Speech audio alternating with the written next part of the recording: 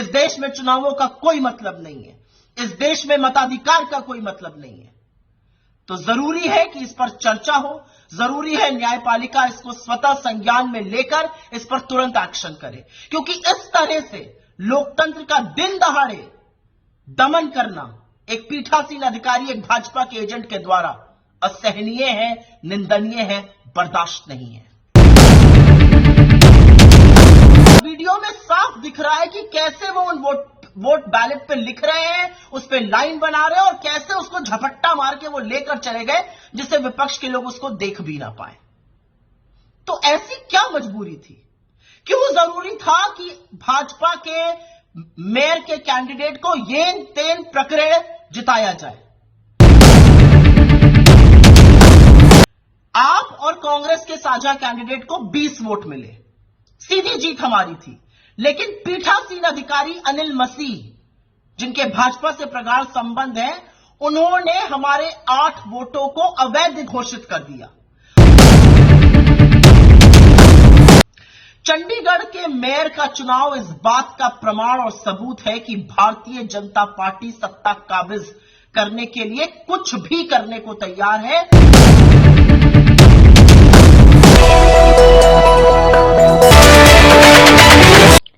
लोकसभा चुनाव 2024 से ठीक पहले चंडीगढ़ के मेयर पद के चुनाव को लिस्टम टेस्ट कहने वाली आम आदमी पार्टी और कांग्रेस पार्टी को एक बहुत बड़ा झटका लगा है।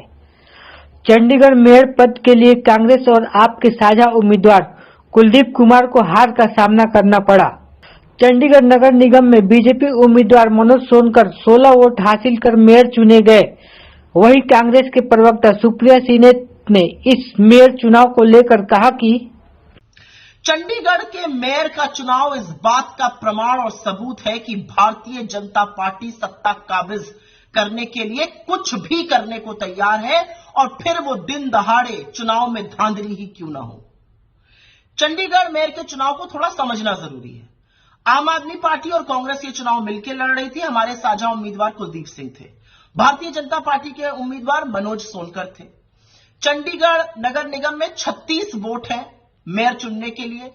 14 नगर निगम के सदस्य भाजपा के थे, एक उनकी मेयर किरण खेर, एक शिरोमणि अकाली दल का वोट, 13 आम आदमी पार्टी के वोट और 7 वोट कांग्रेस के थे।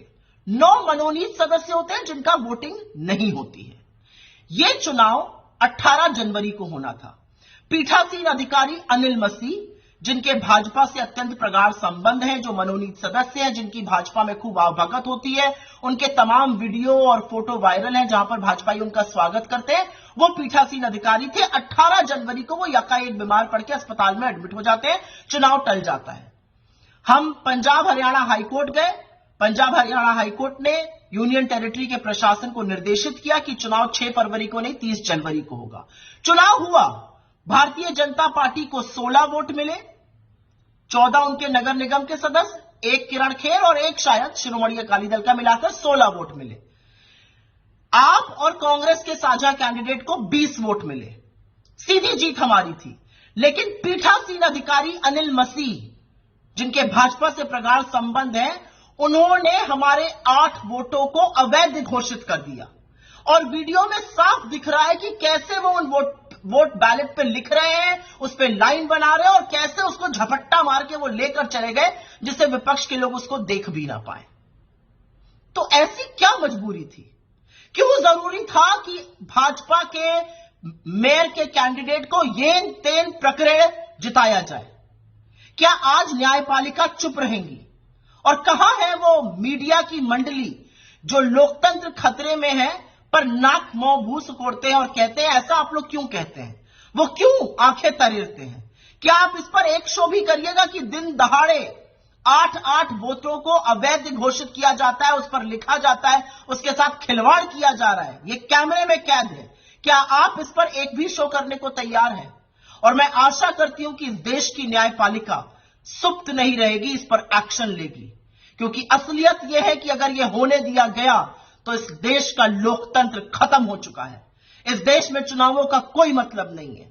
इस देश में मताधिकार का कोई मतलब नहीं है।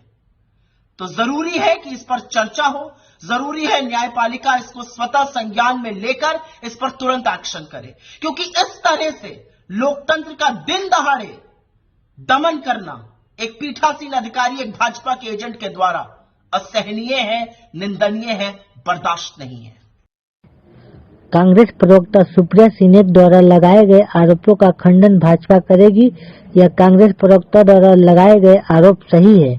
आप कमेंट करके बताएं और अपने 7 न्यूज चैनल्स को पहली बार देख रहे हैं तो सब्सक्राइब करके बेल आइकन प्रेस कर दें और अपने यार परिवार रिश्तेदार में शेयर करें ताकि देश दुनिया की और भी खबरें आप तक सबसे पहले पहुंच सके। जय हिंद। नमस्कार, अगर आपको हमारा ये वीडियो पसंद आया हो तो इसे लाइक और शेयर जरूर करें और हाँ, हमें सब्सक्राइब और फॉलो करना ना भूलें ताकि आप देश और दुनिया की कोई खबर मिस ना करें। तो जुड़े रहिए हमारे साथ और देखते रहिए